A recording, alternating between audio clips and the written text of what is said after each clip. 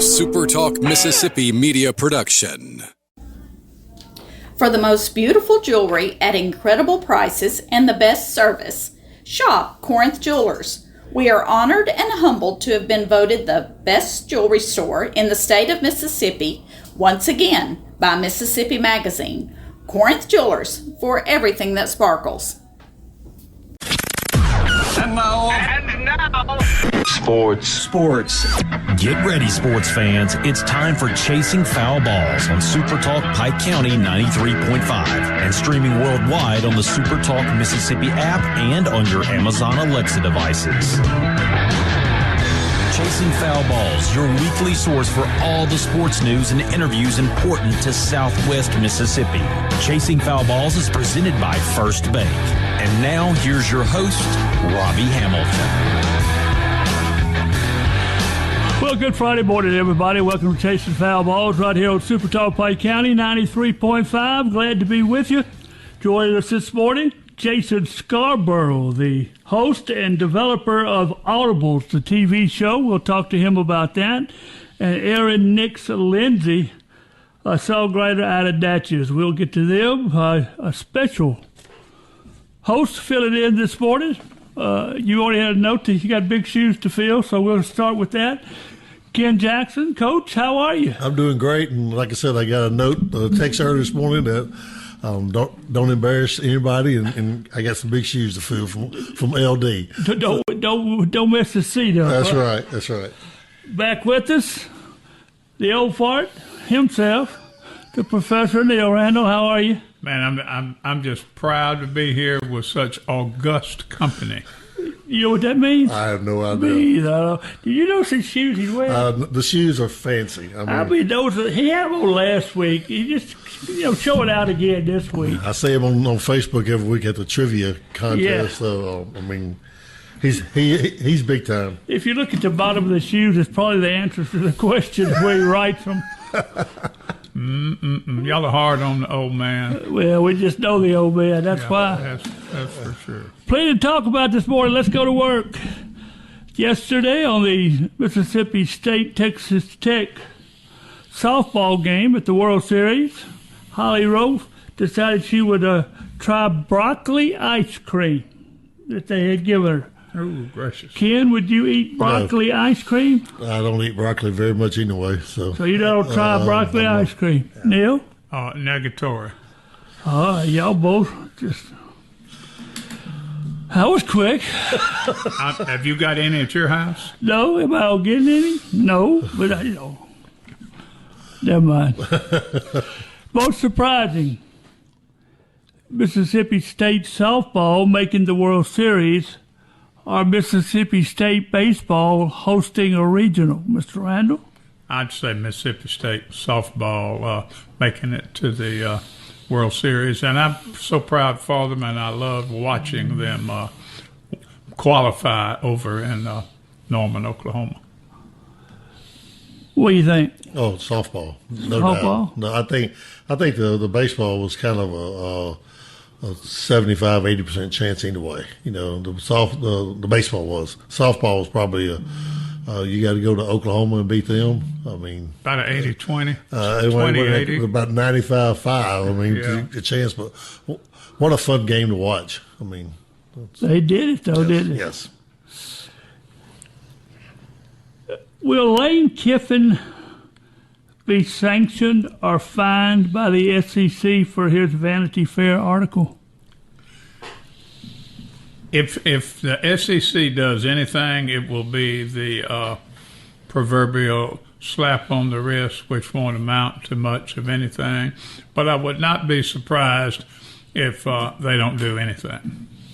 I think they got to do something, or you got to set a standard somewhere. But he's kind of I say he's out of control sometimes. So that's just most of the time. Most of the time, but I think the SEC's got to do something.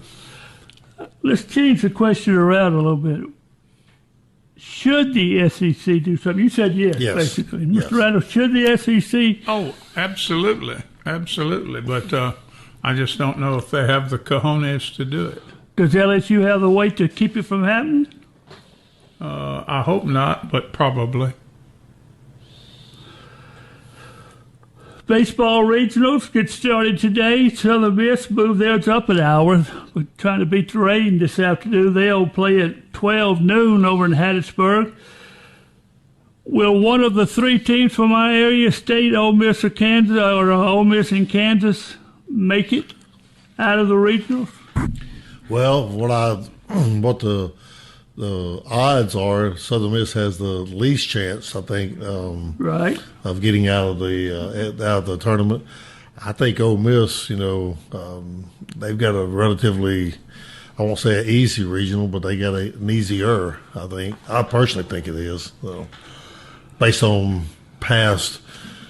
I think Virginia coming into Southern Miss is going to be a bump for everybody. All right. Is USC or Mississippi State or Ole Miss will get out of the regional?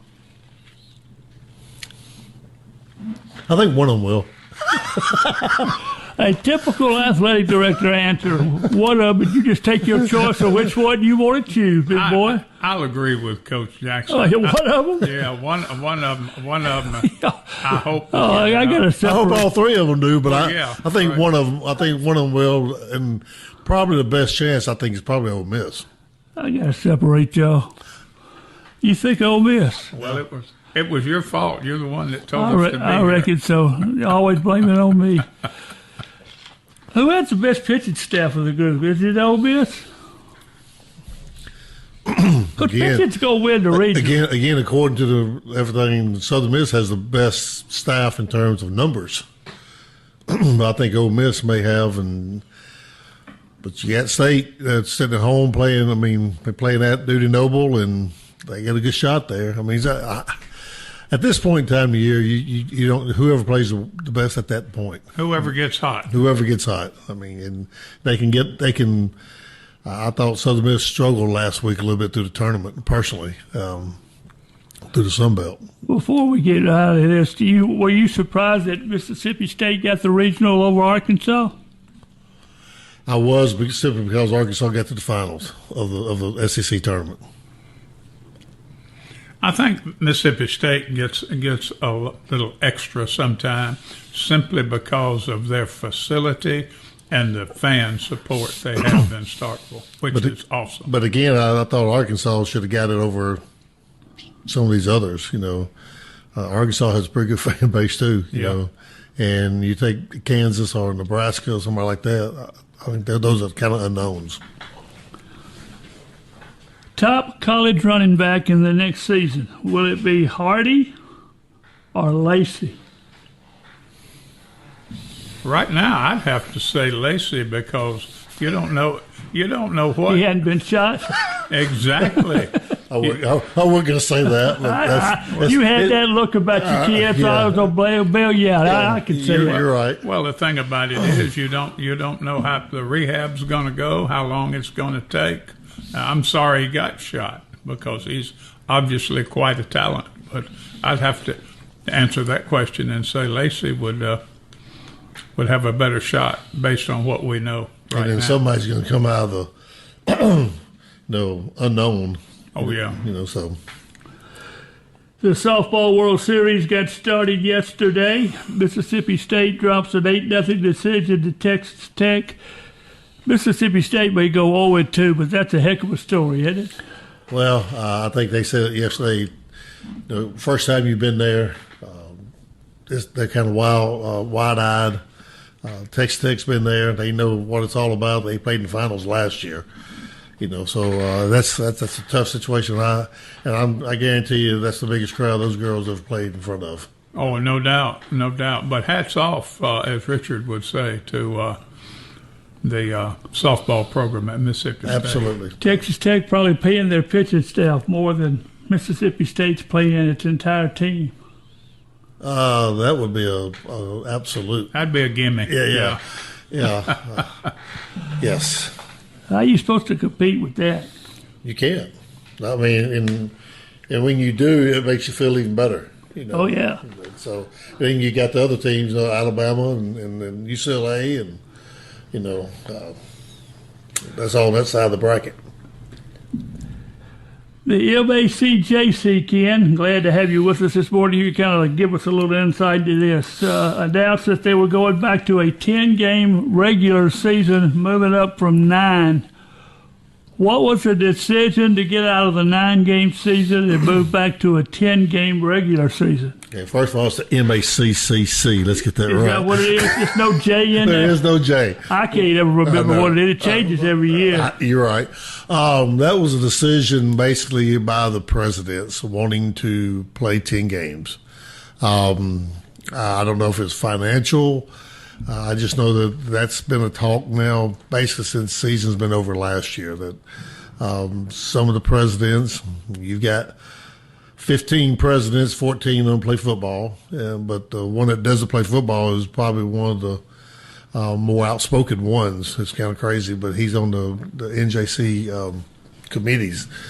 But they all, the presidents basically, a majority of them wanted to play. When I say majority, it was like a 8-7, 8-6 vote. I mean, very, very close of wanting to go to 10 games. And I think they just want to play 10 games. All right, you have 5 South teams, right? South Division? 6. 6 South Division teams. How do you finish the schedule? Is it just strictly you pick up North Division, and will there be a rotation to move those around, or do you schedule your own?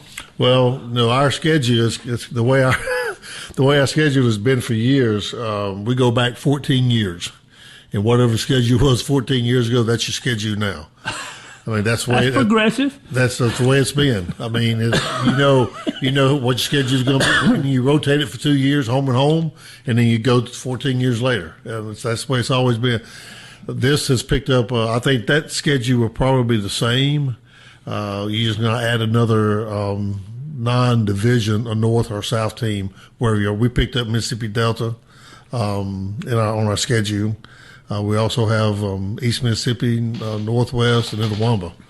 Right. Three of the top teams in the North. On our schedule. In the nation too. Yes, in the nation. So we feel very fortunate to pick up Mississippi Delta and not a Northeast or somebody like that. But we like it, and Coach George said let's bring it on. I mean, let's get after it. That's what they're gonna.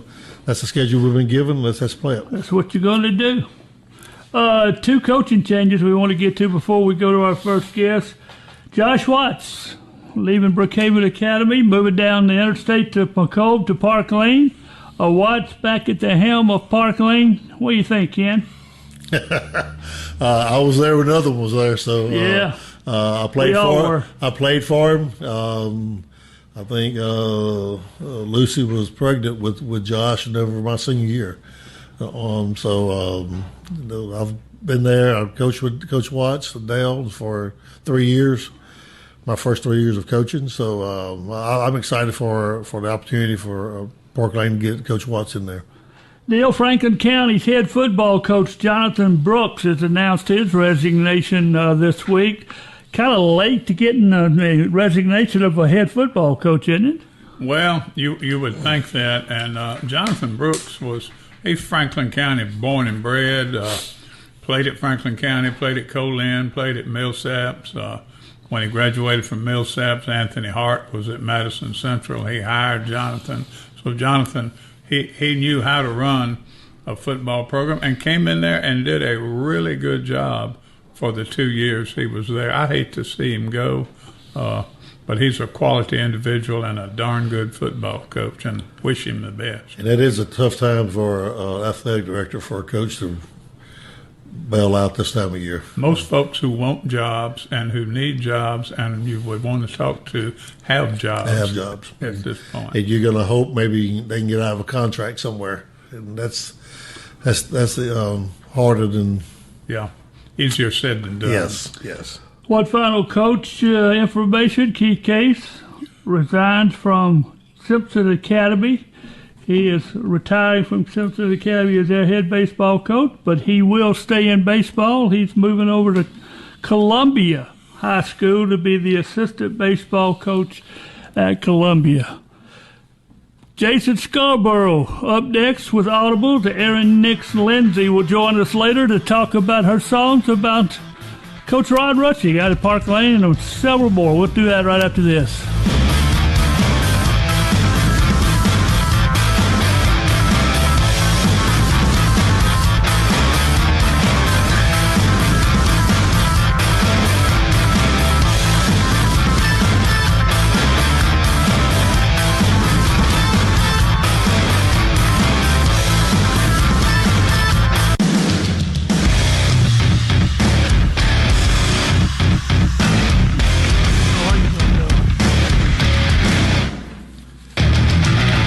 Welcome back to Jason Foul Balls. Glad to have you with us on this Friday morning.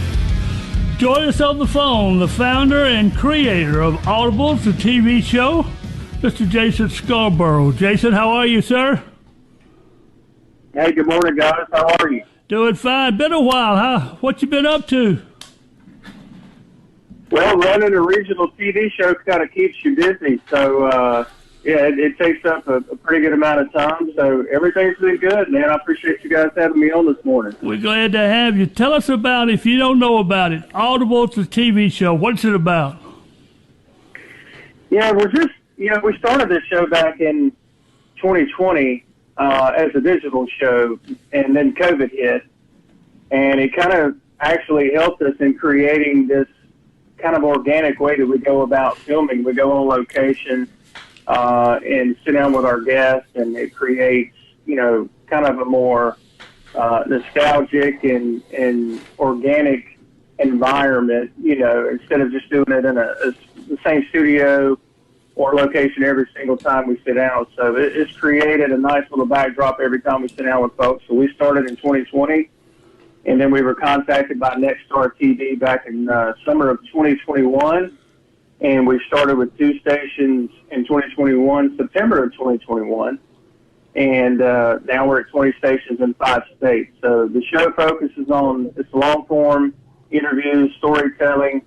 We're trying to preserve the stories of Mississippi and the South. And one of the hashtags we've started using now, a phrase that we kind of coined a while back, was Voices of the South. And so that's what we're trying to do, preserve these stories, because that's what we do best in Mississippi and the South, right, is we tell stories. So we're trying to be good stewards of a lot of these stories, to be honest with you, Robbie. Your favorite interview of a sports figure that you've done so far? Man, I knew you were going to ask me that. You have to jump in there, big boy. You're trying to get me in trouble with some people, Robbie. Well, I thought we were friends at one time, right? Well, at one time, yeah. Favorite sports interview? Yeah. Man, that's going to be tough. Butch Thompson is leading his Auburn Tigers today. He's a Mississippi native, played for the legendary Bobby Hall back in the day. He's the head baseball coach over at Auburn now, Butch is, and really enjoyed Butch's story. What he was able to overcome and what he's been able to accomplish, really rooting for him to win the whole thing this year. I really enjoyed Butch. Gosh, it's going to be tough to narrow down my favorite of all time. Of course, I got a lot of respect for Coach Cohen over there, now the AD at Auburn. There's just a lot. There's so many. Jeff Bauer was another good one, too. I thought your Ron Polk interview was very good. Yeah, that's why it's hard to narrow them down, because I walk away from these, even with Coach Polk and his, cigar story that we put out, I guess, a couple of weeks ago now, maybe last week. But, Coach Polk is probably one of the most sweet and sincere people that you're ever going to meet. What I took away from that interview was, to this day, he still doesn't charge for speaking engagements. He just won't do it. He will not take your money. And he's just one of those sweet souls that every time you get to sit down with him or visit with him, you walk away learning something. Outside of sports, you've had some really good interviews on Audibles. Do you have a favorite outside of sports? Probably Dr. Kim Sessoms, Brookhaven area, doctor by day, bronze sculptor by night.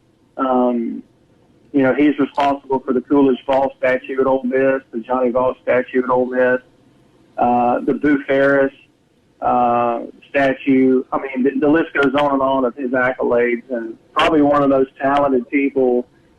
And honestly, his story could be a documentary or a movie in and of itself, and what he overcame early in his life to accomplish not just being an obstetrician, but also becoming this renowned artist that people all over the nation and all over the world, in some respects, they know who he is. And, he's someone I always enjoy catching up with, too. He's become a great friend, and he's probably my favorite non-sports interview. Who are the guests that you still want to get interviewed on the Audibles? Man, that list is long. If you had probably right off the. If you had go one. ahead. If I had one right now, it'd probably be. I'd love to sit down with Saban,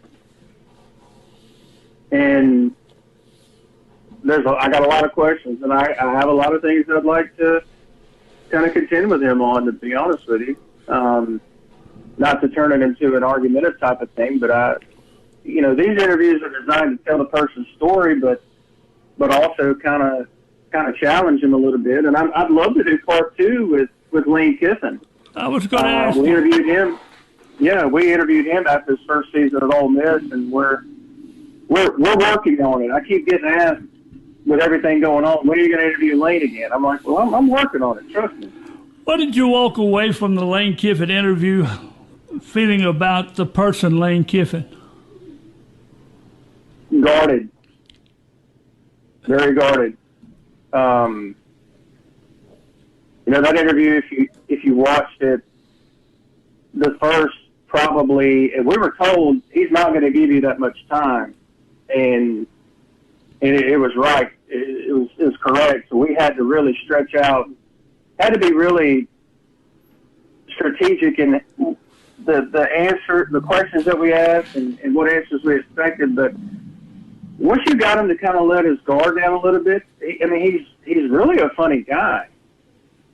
But he's very, very guarded. He's always waiting on that gotcha moment. Man, that's just not what our show's designed to do, is have a gotcha moment. There's so much of that in journalism now. But I walked away feeling like that and I still think he's very guarded. And some of that is by his own doing, the reason to be guarded. But very guarded, very more buttoned up in a one-on-one setting than he is when he's on Twitter. I'll put it like that. Jason, this is Neil Randall. I enjoy watching audibles, but my question is, I really like the name of your program, Audibles. But would you explain the thought process that went into choosing that when you first set out? Man, what a great question. I'm glad you asked that. I was meeting with a client that we had at the time the next morning, and we had been developing this concept for this show, and we wanted a name, and this name comes to me at midnight, and I literally get up and write the name down, Audibles. And then something told me to say, maybe it was the ostentatious nature within me, I don't know, but you have to say it, Audibles with Jason Scarborough, for branding purposes. And the whole idea behind the name, and when I met with my client, you have to realize this guy is someone that if you get him to lean back in his chair and say, then that you've accomplished something. And that's what happened the next day. And he said, why Audibles? And I said, well, I felt like all the interviews that you hear elsewhere with a Mike Leach or a Lane Kiffin or a Ron Polk, it's about X's and O's, it's about strategy on the field. It's a Dr. Sessums, it's like, tell me about. We wanted to do something different, a different type of interview where you're talking about their mountaintops and their valleys. So the way I looked at it, using a sports term, because that's where I've cut the majority of my broadcasting teeth on, if you will, we called an audible. Let's do something different. Let's call an audible here and let's do something different, a different type of interview where we're focused on the person that led to a Mike Leach becoming the pirate, a Lane Kiffin becoming, the king of Twitter, someone, Ron Polk, who now has a stadium named after him at Mississippi State. Who were you before all that? So that was kind of the idea behind the name, and I'm really glad you asked that question. Yeah, this is Ken Jackson here. I got to build on what you just said. What's probably the best story you've heard? You're just talking about the Coach Leach with the pirate and the Twitter with Kiffin. So what's the best story you've heard? Man, you guys are really trying to make me enemies with some people, aren't you? No. We tried hard. I just want to know what you don't have to. Just one of the best ones that automatically you think about when you refer to your show. Golly, we had Jay Hobson on last September. We did a two-part with Jay Hobson, who used to be at Southern Miss, obviously, and Alcorn and so on and so forth. And Jay told stories about working with Steve Spurrier. And he told this story about Steve Spurrier when he was on staff at Florida about how the Jacksonville Jaguars had invited Florida to come and check out their practices. Well, Tom Coughlin was the coach at the time in Jacksonville, and he made all the college coaches stand on the kind of banished them to a certain area on the practice field. Well, when Jacksonville wanted to come back to Florida, Spurrier made all the Jacksonville coaches and pro coaches sit under a tree next to the practice field to watch Florida practice.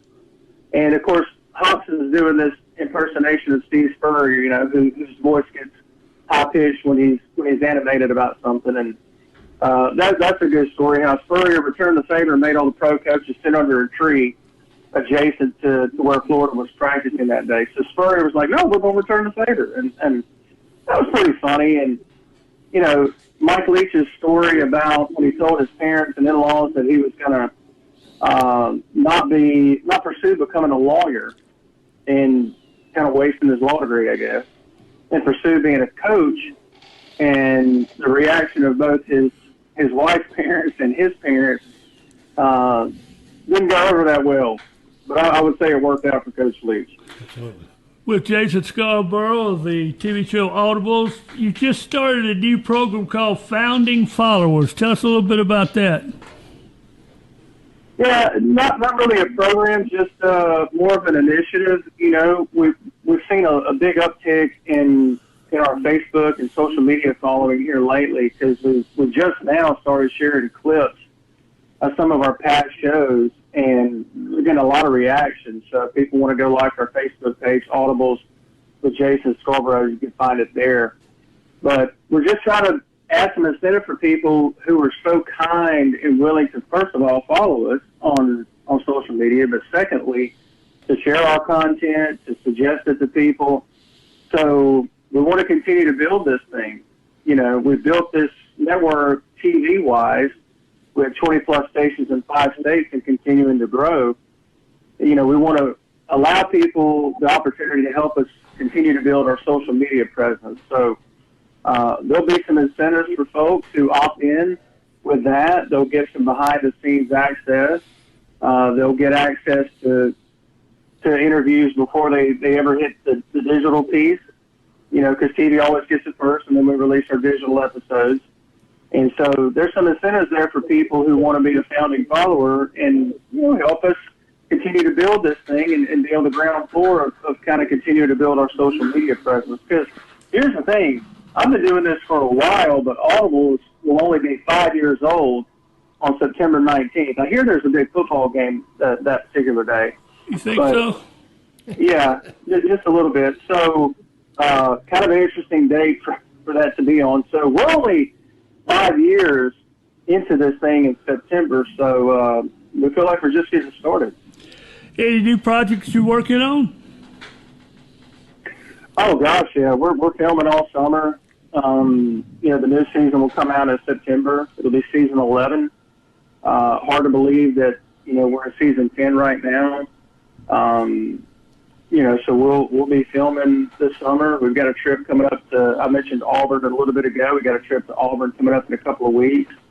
We've got an interview coming up with actor Lou Diamond Phillips from La Bamba and Longmire. The list goes on and on, award-winning actors. So, just a handful of names there. Bruce Pearl, the longtime basketball coach at Tennessee and Auburn. Excited about sitting down with him. Gus Malzahn, former head coach over there at Auburn. He's back on staff on the Plains. So, just a little teaser for you, what we got coming in September. Well, Jason, we've been buddies since back in the Spirit Communications days and Friday Night End Zone. That's kind of where you broke in and cut your teeth in radio, right? Oh, gosh, yeah. Yeah, I mean, you learn a lot in those days, man. You really do. And, Robbie, you know this. I mean, you take from everything you do and move it forward into what you're doing now. And that's how we're supposed to do this. Take something from everything you do. And, I mean, I'm a SuperTalk vet. I was at SuperTalk back in the early 2000s. And eventually, we started Spirit Communications, which kind of sounds like a cell phone company when you think about it. But so now it's Spirit Media Network now because we've evolved, and it's television, it's podcast, it's radio, it's a little bit of everything. So I'm thankful for those days and all the people who contributed. You don't get anywhere by yourself. And if there's any youngsters listening, if you want to go fast, you go by yourself. If you want to go far, you have a team. And you do it as a team. So we've been fortunate to be surrounded by a lot of good people. All right, tell us which TV stations in Mississippi we can get audibles on. Yeah, the easiest thing would be to go to our Facebook page. There's a coverage map there that details, the different stations that we're on in just Mississippi as well as the rest of the South. And it'll tell you the times that we're on, the day and times that we're on. So I would encourage people to go there if you want to find, what time you can catch audibles and what day in your neck of the woods, so to speak. And that Facebook page is pretty simple, Audibles with Jason Scarborough, Facebook.com, Audibles with JS. And we've got it pinned there at the top. And you can check out the coverage map and see where you can watch it. Well, Jason, thanks for taking the time to be with us this morning. Enjoyed talking with you and getting back with you again. Always good to talk to you, Robbie. I appreciate you guys having me on this morning. Jason Scarborough with Audibles, the TV show. We'll come back. We'll be visiting with Erin Hicks right after this.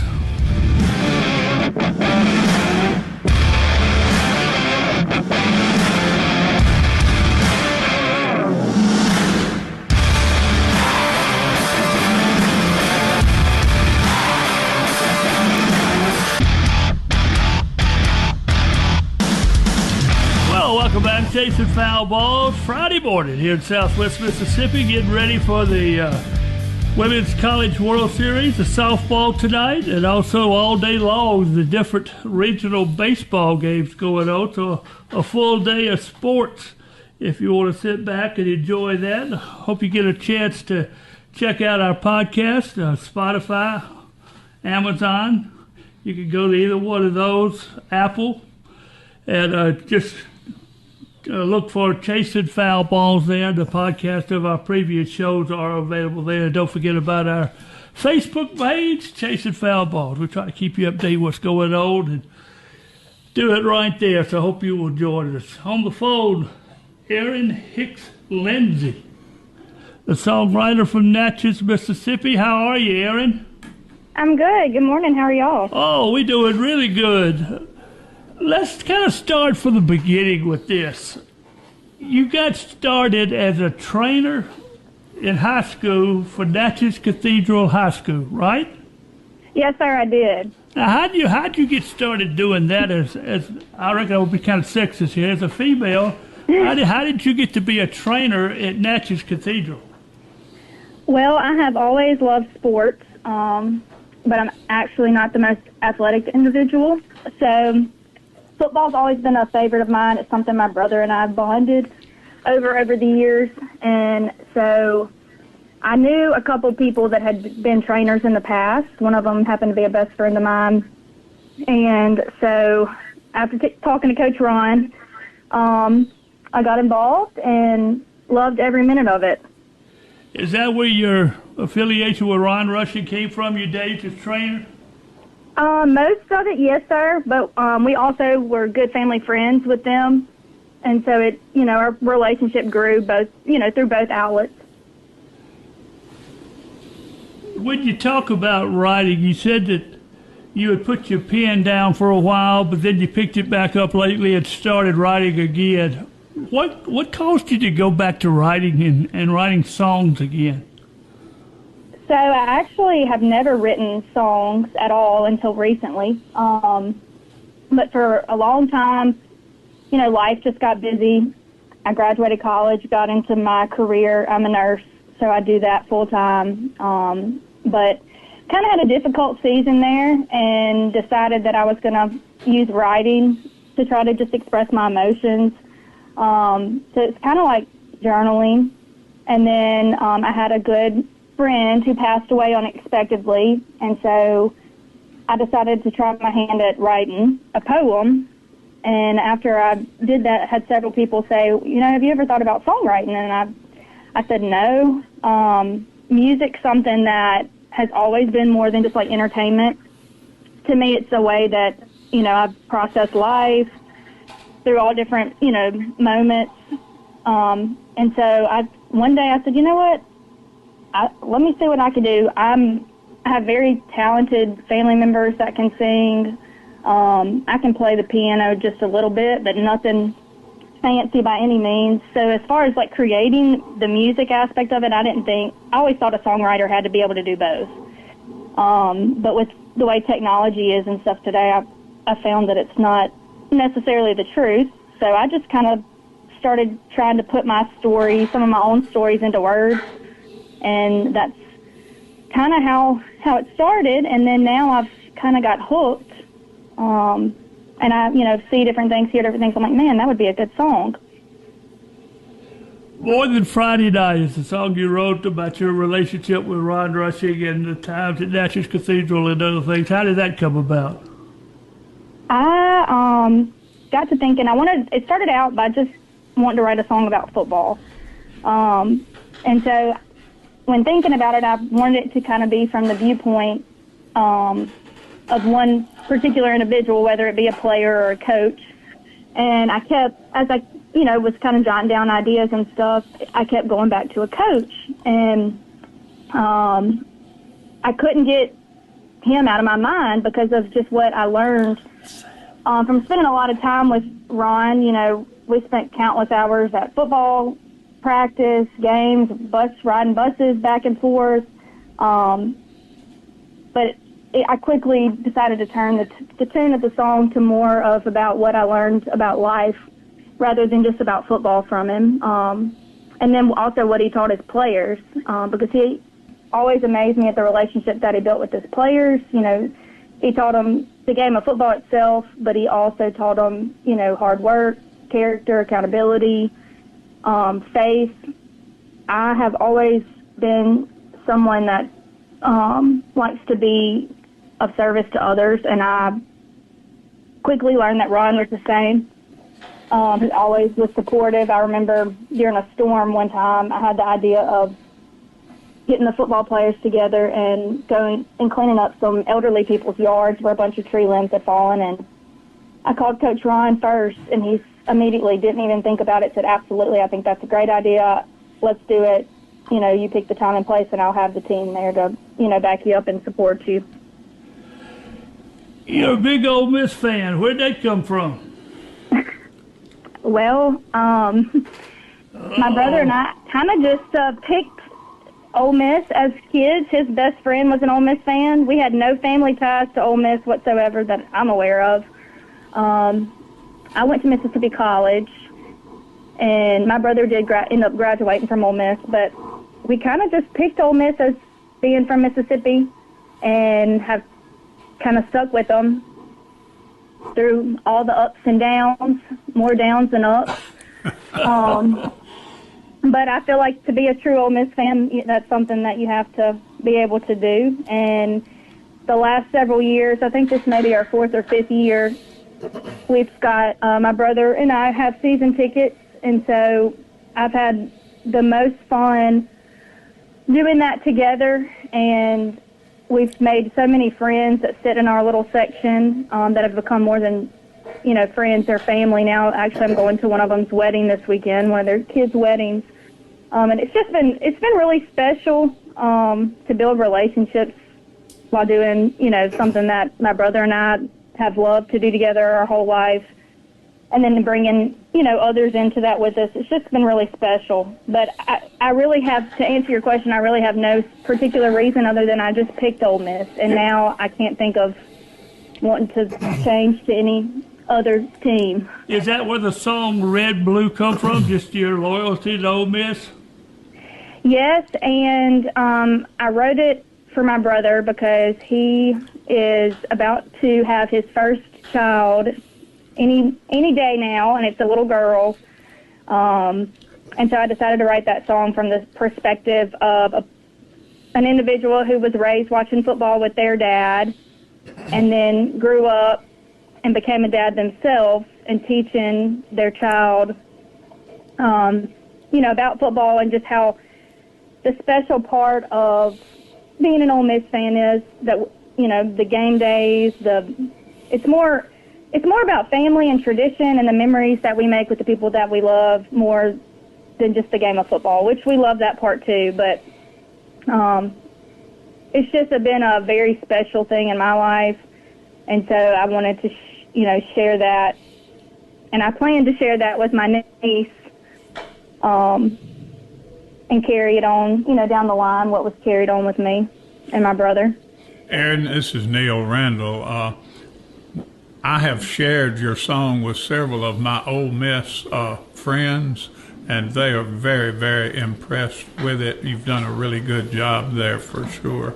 Thank you. I appreciate that. My question, I got 2 questions for you. Number one, when you sit down to write a song, do you obviously have an idea when you start out, or is it just something that flows? I've always wondered about songwriters.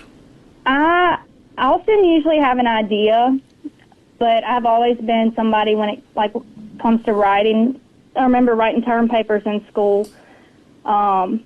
I'm very OCD about my writing, and so when I start something, I'm going to work on it until I'm done. And so usually I have an idea, I kind of scribble some things down, and then, like you say, it just kind of flows. And if it's meant to be, if it's not, I'll kind of, at least I realize real quick, maybe that's not, or maybe let's, approach it from a different way. But it's really just it's a learning process for me because I never thought I would be doing this, and I'm, really don't know if this is going to be something that goes further than just this, but I've enjoyed doing it, and I hope to keep doing it as well and see where it can go. Well, you're doing a great job. Who's your singer? Who has a really good voice? Well, I wish I could tell you, but that is what has been the cool part is I wrote lyrics for several songs, and then I was like, well, I wonder what these would sound like with music behind them, but I didn't know how to make that happen. And so I did some research and had talked to a few people that I knew, and with technology the way it is these days, there's a lot of apps and programs that you can download where you simply input your lyrics. You kind of can type in an idea of the genre you're trying to reach and what type of instruments you might want, what style music, and it takes your lyrics and puts music behind it. Wow. So that is all technology generated. I have talked to some people. I'm working on getting some local people that I know that can sing, maybe record. I have one girl that's actually created the piano chords and stuff for one of the songs that I wrote and plans to sing and play it. So that'll be really cool to see it put together that way. Erin, this is Ken Jackson. First of all, you don't know me, but I actually coached against Ryan whenever he was at Adams Christian, and now my wife is the principal at Park Lane, and so I know Ryan very well. I've been in the coaching world for 36 years. So, in other words, he's old. I'm old. Yes. The question I've got for you, if you were telling I love to hear the perspective, because I think coaches don't get into coaching knowing that you're going to influence kids. I don't think that's the reason why people get into coaching. But over the process, you have a lot of influence and you touch a lot of lives. I guess the question I want to ask you is, if you were going to tell a young person getting into coaching, how can you impact a person's life? And have Ryan, again, I know Ryan real well, and I know what he does and the way he affects kids in their lives. But what would you have to tell young coaches, a 20, 21, 22-year-old getting out of college, going into coaching? I would tell them to always remember, and I feel like I tried to kind of portray that in the lyrics of my song, but that while football's fun and football's great, it's what we take away after the lights go off and people leave the field. It's your character. It's those simple life lessons about, showing up, how important it is when you commit to being on a team. You know what that means. That means being on time. It means having your stuff together. I remember as a trainer, the many times I saved players from getting in trouble because we would have an out-of-town game and we'd show up and there'd be, oh my gosh, I left my helmet, what am I going to do? And all the while knowing that I noticed and I picked it up and grabbed it. I tried to use those as teaching moments. I think the biggest thing is just to not forget that as a coach, what you pour into these kids is going to go with them much, further down the road. A lot of these kids don't come from the best family situations. Just the influence that you can bring to them, just being somebody they can talk to, somebody that'll, listen to them.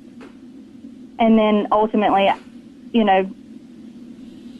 everything we do is about more than just the minute, that the particular moment, and that's kind of why I hope to continue to write songs, is that I hope that every time somebody hears what I write, they hear a little bit of their own story, and if a song can make somebody feel understood or give them hope or bring back a good memory from their life, or point them, ultimately my biggest goal is to point them to God, then I've done exactly what I hoped I would do. And I feel like Coach Ron has the same goal in his coaching, because he's done a great job. I am honored to have been able to work underneath him and continue to keep in touch with him as he's gone on to other places. Yes. Real quick, are you going to be able to save pickleball in Natchez? I hope so. But I don't know. We're going to play one way or the other. Whether it's in Natchez or somewhere else, huh? Yes, sir. It's gonna continue on. That's the one sport I am actually okay at. What about skeet shooting? So you show that as a hobby. Where did that come from? I've grown up kind of hunting a little bit, but some lady friends of mine our church used to host a skeet shoot every year, and we decided to try our hand at it one time and loved it. And there's, two of us that keep doing it. My friend has got to be very, very good at it. She competes in big, large competitions. I just do it every now and then, but I do enjoy it. I'm very competitive. I noticed. It's kind of hard when you're not athletic. But I may not do the best always, but I'm going to give my best, and that's my goal. So, but skeet shooting's fun. If you've never done it, you should try it. Where can we get Erin Hicks Lindsay music at? It is available on Spotify, Apple Music, YouTube Music. Any of them that I've put out there are available through all the social media outlets like Facebook, TikTok, I think Instagram. All righty. And we sure appreciate you taking the time to be with us this morning. We'll end this with your song, More Than Friday Night, written about our good buddy Ron Rushton. Thanks for joining us. Thank y'all for having me. Thank you for being with us. He was more than Friday nights, more than scoreboard yards and lights, more than a playbook in his hand. He taught boys how to be men, said keep your word, stand your ground. When life hits hard, don't back down. Years from now, when we look back, the reason we became who we are at ain't the trophies on the shelf, it's the way he gave himself. Yeah, that coach changed lives more than Friday nights.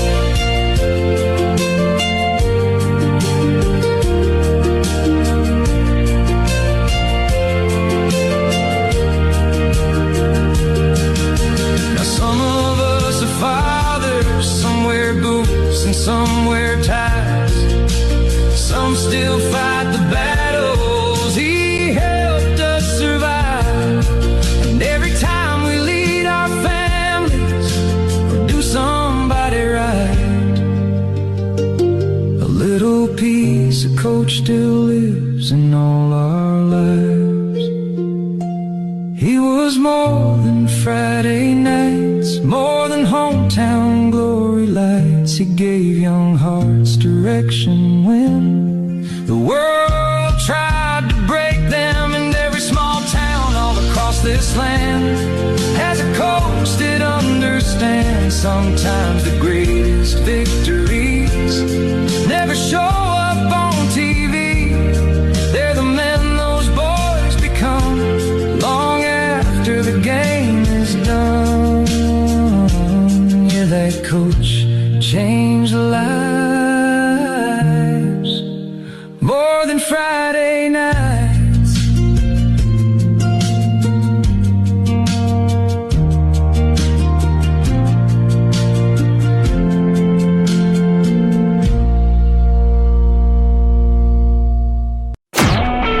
A SuperTalk Mississippi media production.